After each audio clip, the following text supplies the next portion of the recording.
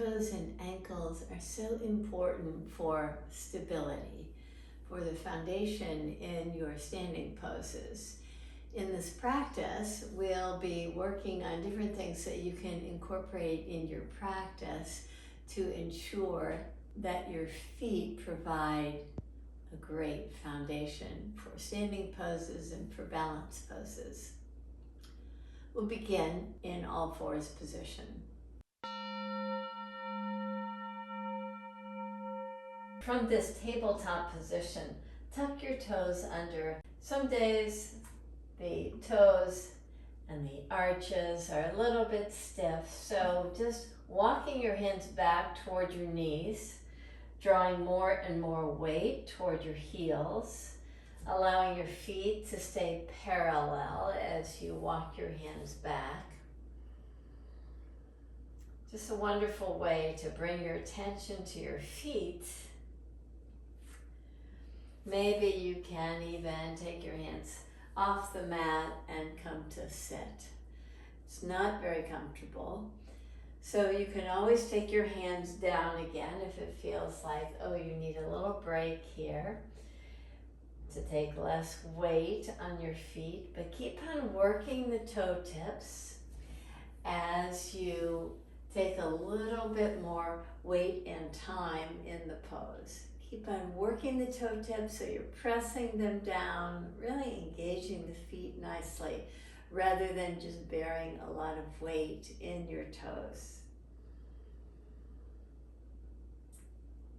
Now come to all fours position again and step your right foot right between your hands.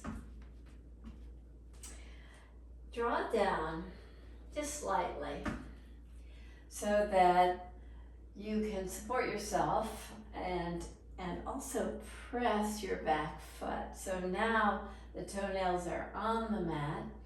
See about lifting the back knee up.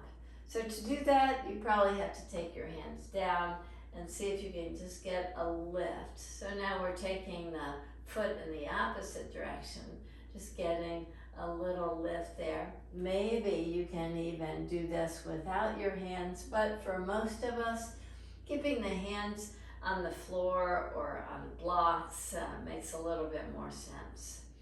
Take your knee down, come back to tabletop position, and step your left foot forward. And just draw yourself into the pose a little bit more so your pelvis is not right over your knee.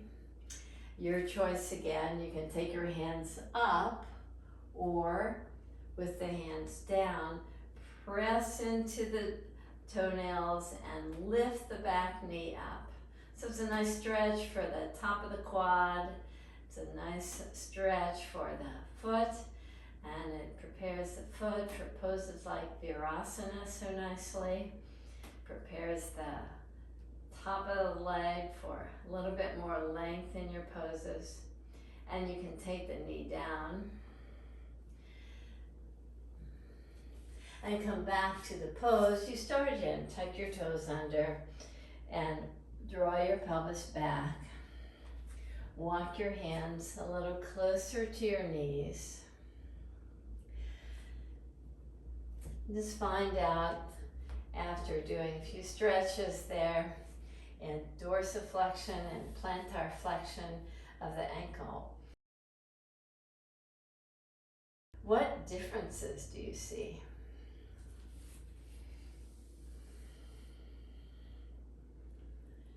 The feet feel very energized. Now release and come to a seated pose. In the seated pose, lift your toes up so the heels are pressing. Thread your fingers right between your toes. And as you do, see if you can get a little bit more spread to the toes. And draw the toes back like we were just doing. Now they're not bearing any weight. And I'll draw them forward, keeping the spread, and draw back, and draw forward. and release the feet down. Come back to the tabletop position.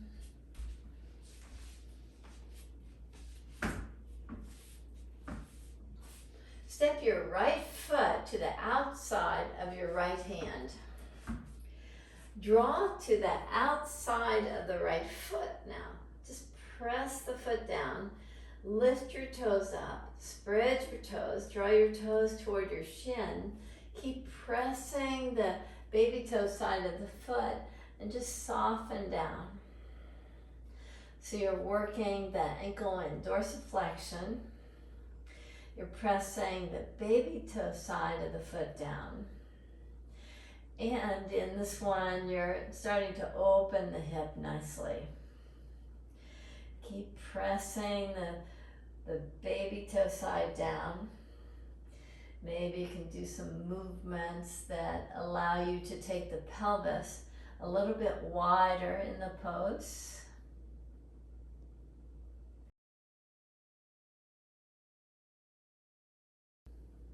Release out of the pose. Come back to tabletop position. Step your left foot to the outside of your left hand. Come again to that baby toe side of the foot. Press down. Draw the pelvis really wide. Take your hands over a little bit further to the right as you just drop into the pose. By drawing the left hip a little wider to the left and pressing the outside of the foot down.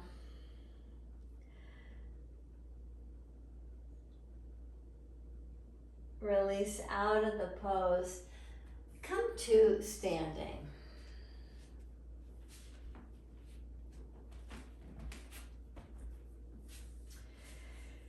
As you stand in Tadasana with your feet hip distance apart, with a nice spread to your toes.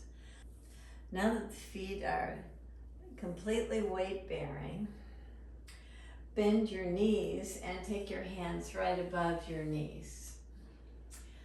Now lift your heels up. Lift your heels up just a little bit. So you're balancing and you're putting all your weight on the base of your toes and the toe tips. See if you can grip the mat as you balance with your heels lifted.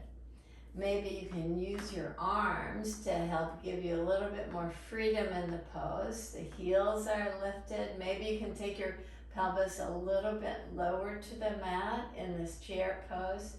Really working the feet nicely with a nice lift of the heels.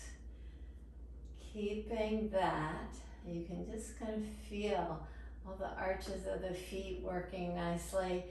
Press your heels down and lift up out of the pose. Release your hands. We'll do one more of my favorites for ankle strength. Stand with your feet parallel and zigzag your feet. Take your heels to the left, take your toes to the left. Take your heels and toes in this zigzag action. Now go to the opposite direction.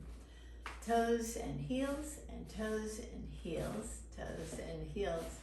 And you see if you can stay balanced and perhaps move a little bit more quickly and do this one more time.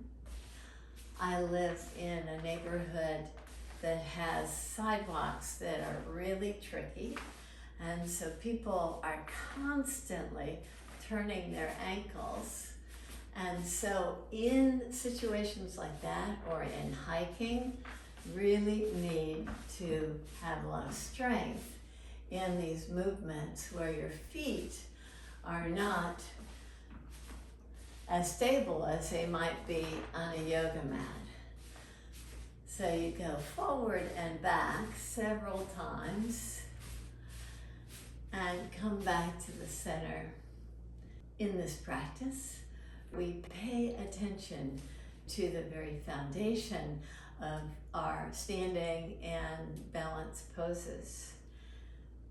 By focusing on toes and ankles, you get so much more stability in your yoga practice. Thank you for practicing with me. Namaste.